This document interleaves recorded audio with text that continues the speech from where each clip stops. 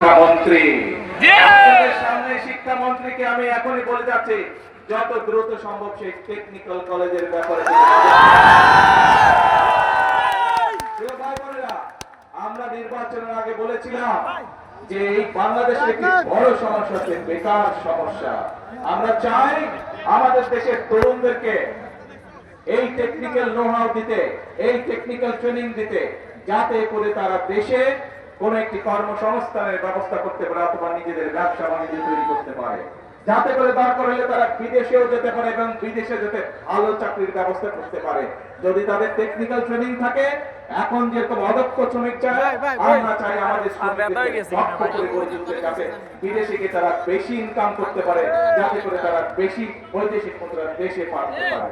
অর্থাৎ আমাদের লক্ষ্য একটাই, আমাদের উদ্দেশ্য একটাই, আমরা স্বপ্ন দেখতে চাই না, আমরা পরিকল্পনা গ্রহণ করতে চাই, যেই পরিকল্পনা বাস্তবায়িত হলে দেশের মানুষের উপকার হবে। আমরা পরিকল্পনা গ্রহণ করতে চাই, যেই পরিকল্পনা বাস্তবায়িত হলে দেশ সামনের দিকে এগিয়ে যাবে।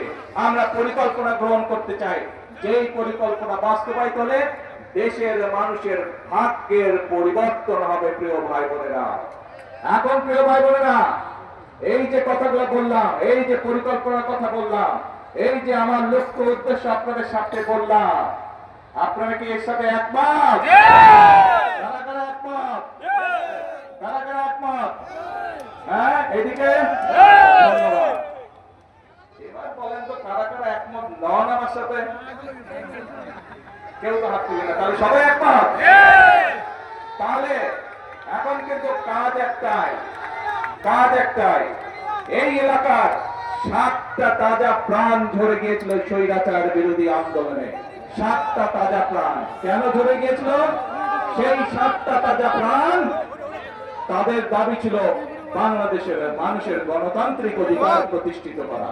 তাদের দাবি ছিল এই দেশের মানুষের যে ভোটের অধিকারকে চিন্তাই করা হয়েছিল, সেই ভোটের অধিকারকে পুনঃপ্রতিষ্ঠিত করা। প্রিয় ভাই বোনেরা, বিএনপির 7টা প্রাণ ঝরে গিয়েছে বিগত স্বৈরাচার বিরোধী আন্দোলনে। এই বাংলাদেশে শুধু বাংলাদেশ জাতীয়তাবাদী দল বিএনপির শত শত নেতা কর্মী তাদের জীবন আত্মহতি দিয়েছে। শুধু জুলাই আগস্ট মাসে আমাদের সারা বাংলাদেশে প্রায় 450-র মতন নেতা কর্মী সেদিন খুন হয়েছিল। প্রিয় ভাই বোনেরা, 1.5 মাসের আন্দোলনে। এখন প্রিয় ভাই বোনেরা, এই যে মানুষগুলো তাদের জীবন আত্মহতি দিয়েছে, তাদের এই রক্ত কি আমরা বৃথা যেতে দিতে পারি না? তাদের স্বপ্ন যদি বাস্তবায়ন করতে হয়,